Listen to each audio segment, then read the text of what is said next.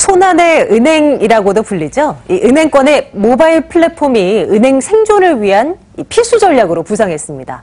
모바일에서 앞선 서비스를 제공해 고객층을 확대하고 또 세계로 나아가지 않으면 도태될 수밖에 없다는 위기의식이 은행권에 팽배한데요.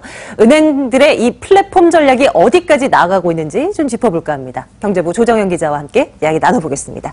조 기자, 이 고객들이 은행 점포에 이제 가지 않는 게 꽤 오래전부터 있었던 것 같아요. 이 모바일 플랫폼이 단순한 금융 서비스를 제공하는 것에서 이제 한 발자국 훨씬 더 나아간 것 같아요. 네, 은행 점포에 가지 않게 된 것만 해도 상당한 변화였었는데 이제는 뭐 모바일로 계좌에서 돈을 보내고 또 자산 관리라는 이런 수준을 말씀대로 한층 훌쩍 뛰어넘고 있습니다. 그 모바일 플랫폼으로 새로운 고객층을 확보하고 또 세계로 진출을 한다는 게 이 은행권의 디지털 전환 전략인데요. 고객의 모든 디지털 자산을 하나의 앱에 담아서 저장을 하고 또 글로벌 제약 없이 국경을 넘어서 거래를 하고 또 인공지능으로 고객을 신용평가해서 새로운 고객층을 찾아내고 이런 전략들이 가시화되고 있습니다. 무슨 소린지 영상으로 함께 보시겠습니다. 네. 서울에 사는 온두라스인 마빈 씨는 한 시중은행의 모바일 앱으로 쇼핑을 합니다. 디지털 머니의 글로벌화를 목표로 내건 하나은행이 시범 사업으로 모바일 쿠폰을 만들어 국내 거주 외국인들에게 배포해 가능성을 시험 중입니다. 세계 각지에서 발급된 이런저런 포인트와 마일리지, 쿠폰을 하나의 앱에 담아 국경 제약 없이 사용하는 GLN 프로젝트입니다. Con esta aplicación podemos hacer compras en línea y también cuando viajemos podemos hacer compras en las tiendas de una manera muy fácil y sencilla. 서비스의 글로벌화를 위해 세계적 IT 기업 오라클을 비롯해 아시아와 북미, 유럽의 금융사와 유통기업 40여 곳이 프로젝트에 참여했습니다. 블록체인은 디지털 자산을 안전하게 저장하고 전송하는 바탕이 됩니다. 이 프로세스 과정에서 보안도 상당히 보장이 되고 개인적인 정보에 관련된 프라이버시 유출도 방지할 수 있습니다. 게다가 굉장히 빠르고 저렴한 수수료로 운영될 예정입니다. 이처럼 열린 플랫폼은 해외 시장 공략의 천병입니다. 인터넷 전문은행 출범으로 경쟁이 심화된 상황에서 생존을 위한 필수 전략이 됐습니다. 특히 농협은행은 1금융권 최초로 중금리 상품을 모바일 플랫폼에 얹어 중금리에 특화된 인터넷 은행과의 전면전에 나섰습니다. 인공지능으로 신용을 다각도로 평가하는 머신러닝 평가 모델을 새로 도입해 새로운 고객층을 확보하기로 했습니다. 기존 은행 고객분의 데이터를 기반으로 한 신용평가 모델로는 중금리 대출을 잠재 고객에게 금융 서비스를 제공하기 어려웠으나 금차 중저신용자 고객군 데이터를 기반으로 새로운 신용평가 모델을 구축하였고 손안의 은행으로 불리는 모바일 플랫폼이 은행권 최대 격전지로 부상했습니다. 두 가지 사례가 소개가 됐는데요. 이 사업 영역을 글로벌로 넓히고 또 새로운 고객을 확보하는 데 있어서 이 모바일 전략은 필수가 되어버린 거예요. 네, 모바일 수익을 통해서 이걸 세계로 모바일 서비스를 확장해서 추가 수익원을 발굴하는 예로 하나은행의 예를 들었는데요. 그 하나금융의 경우에 이미 계열사를 통합한 그 하나멤버스라는 디지털 머니 서비스를 국내에서 가동하고 있습니다. 예를 들어 하나은행에 저축을 하고 또 하나은행에서 발급받은 하나 카드를 사고 카드 계열사의 카드를 살 때 이럴 때 포인트가 다 하나멤버스라는 통합 앱에 저장이 되는데요. 이거를 전 세계로 좀 확대를 하자는 게 그 지금 보이는 GLN이라는 개념인데요. 글로벌 로열티 네트워크의 약자입니다. 근데 하나은행이 아직 세계적으로는 인지도가 그렇게 높지 않기 때문에 오라클이라고 하는 굴지의 글로벌 IT 기업과 손을 잡았고요. 그 10여 개국 한 40여 개 업체와 금융사 또 유통업체들과 지금 제휴를 맺었습니다. 근데 이게 하나은행과 오라클이 하나하나 다 제휴사를 찾아내는 게 아니라 각 10여 개 나라의 제휴사를 이렇게 심어두면 그 메인 제휴사가 또 그 로컬 제휴사들을 확보해서 전반적으로는 그 모든 제휴사들이 로컬 제휴사와 메인 제휴사가 어떤 디지털 머니를 공유하는 개념인데요. 예를 들어드리면 하나은행에서 모은 디지털 머니 그리고 또 뭐 롯데포인트 이런 포인트들을 그 GLN 앱에 한데 모아서 이걸 태국에 들고 나가서 태국에 어떤 제휴되어 있는 금융권이나 유통사의 어떤 프랜차이즈 또는 지점에서 사용을 할 수 있는 그런 개념입니다. 포인트가 사실상 현금처럼 사용이 되는 거고 환전이나 또 송금 이런 절차 없이 어떤 자신의 자산을 디지털로 저장해서 또 해외에서 사용할 수 있는 이런 블록체인에 기반한 시스템인데요. 오는 9월에 한국과 중국, 일본 이 동북아 3국에 또 대만, 태국 이 5개 나라에서 시범 서비스가 시작이 됩니다.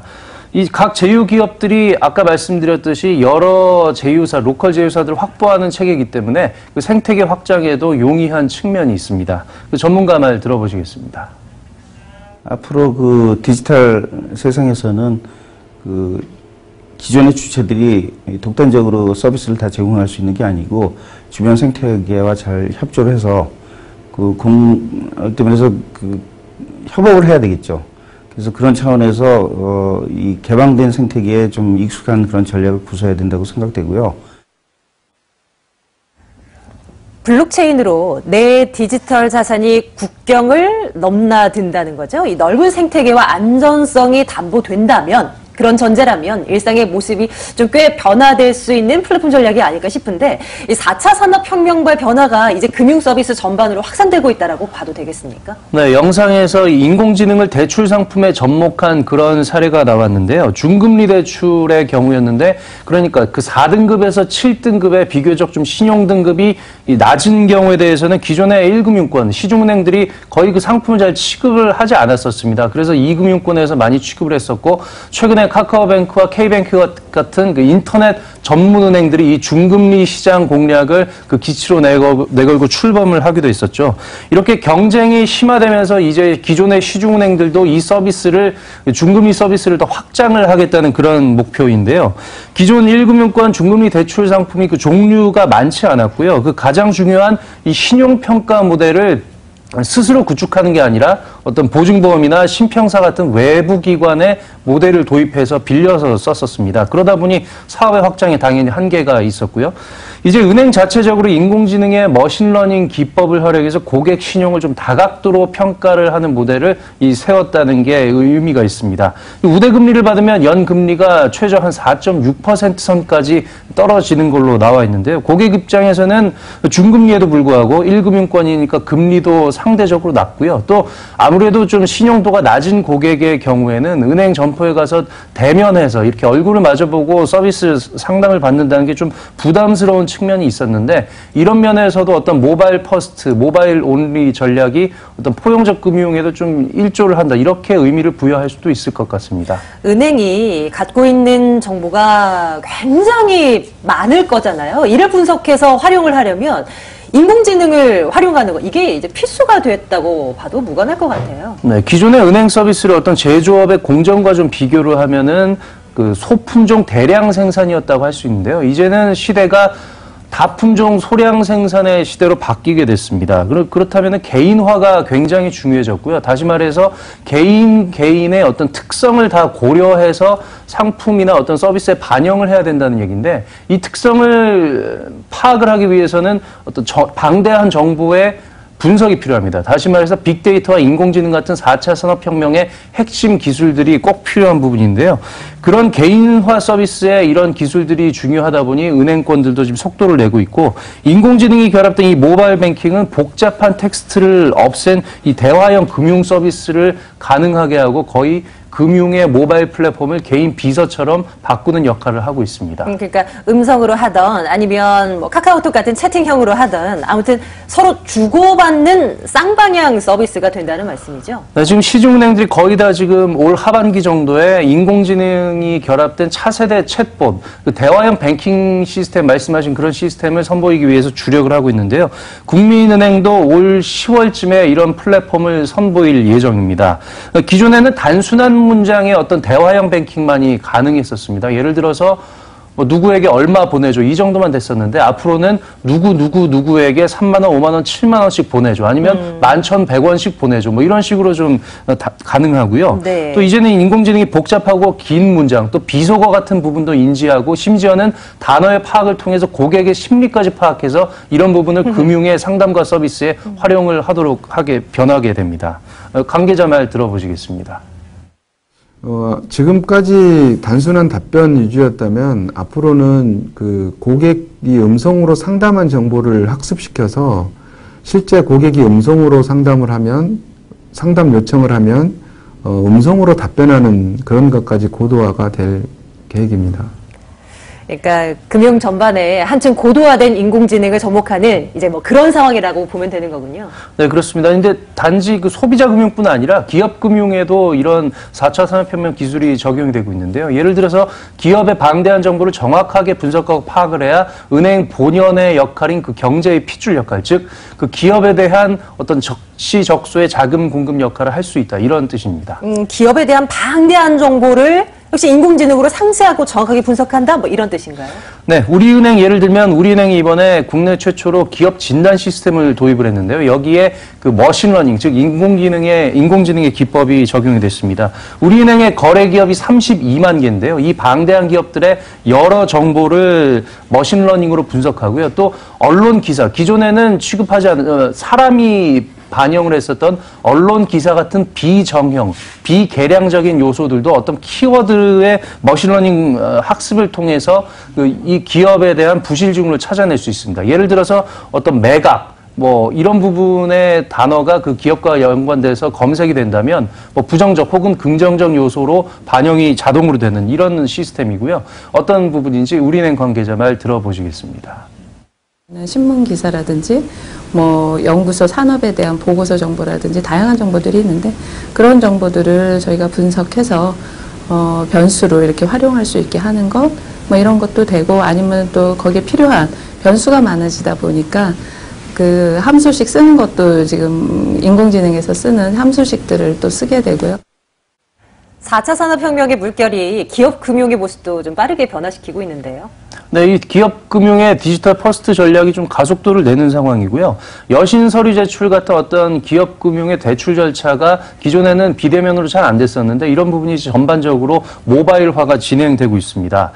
지금 보시는 모습은 기업은행과 거래하는 카페 프랜차이즈의 모습인데요.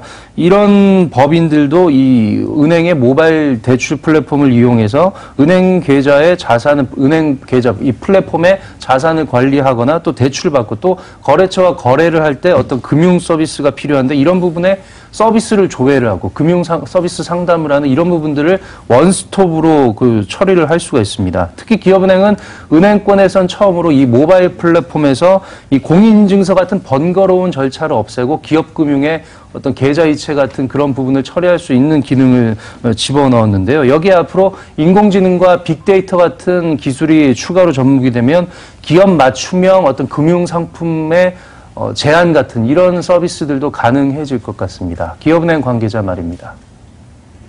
향후 중요한 금융 일정을 자동적으로 알려주고 빅데이터 및 인공지능을 활용하여 맞춤형 금융상품을 추천하는 기업 디지털 큐레이팅 서비스를 탑재하여 4차 산업혁명 시대를 선도하는 전반적으로 4차 산업혁명 혁신이 일어나고 있는 건데요. 이런 변화가 지속되려면 은행 자체의 변화, 그러니까 이제 디지털에 맞는 그 어울리는 문화로의 변화가 은행권에 좀 필요하다는 생각이 드는데요. 네, 은행하면 안정적이고 좀 안정적이고 고소득이지만 아무래도 좀 고루하고 보수적인, 잘 움직이지 않는 수동적인 이미지가 있었는데요. 이제 이런 이미지와 분위기로는 디지털 퍼스트 전략에 어울리지 않는다는 이 위기감이 팽배합니다. 지금 보시는 곳이 신한금융지주가 최근에 설립한 지난달에 설립한 신한 디지털 캠퍼스의 모습인데요. 기존의 은행 사무실과는 완전히 다른 모습이죠. 다 파티션을 없앤 개방형 공간에 뭐 당구대와 심지어 복싱, 축구까지 할 수 있는 그런 운동시설도 돼 있고, 보면 뭐 회의 공간도 기존에 정형화된 어떤 사각형 테이블이 아니라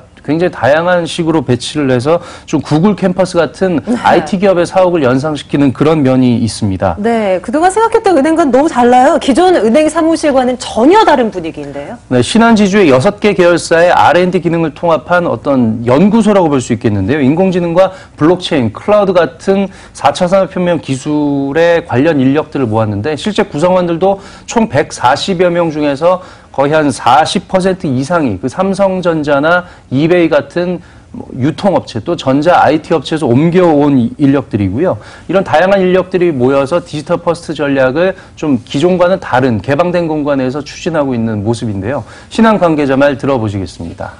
실제로 1년 전에 저희가 생각했던 여러 가지 디지털 기술이 되는 트렌드가 1년 후가 되면 다시 필요 없는 것들이 되거나 새로운 것들이 나오게 됩니다. 고객의 변화의 속도도 역시 마찬가지고요. 그것을 캐치업하기 위해서는, 그것을 따라잡기 위해서는 저희 자체가 그러한 속도로 가속화해서 변화 혁신을 할 수밖에 없다고 생각이 되고요. 네, 신한지주는 아마존 같은 글로벌 IT 기업과 지금 협업, 전략적 제휴를 지속적으로 추진을 하고 확장을 하고 있습니다. 올 하반기면 완전하게 디지털화된 디지털 점포도 선보일 예정인데요. 예를 들면 그냥 스마트폰을 들고 영업장으로 들어가면 자신에 대한 고객 정보가 알아서 창구로 전달되면서 자동으로 상담이 가능해지는, 기존에는 없었던 디지털 은행 점포도 선보일 것 같습니다. 네, 새롭게 변화하고 있는 은행권 분위기 점검해봤습니다. 조정현 기자였습니다. 말씀 잘 들었습니다.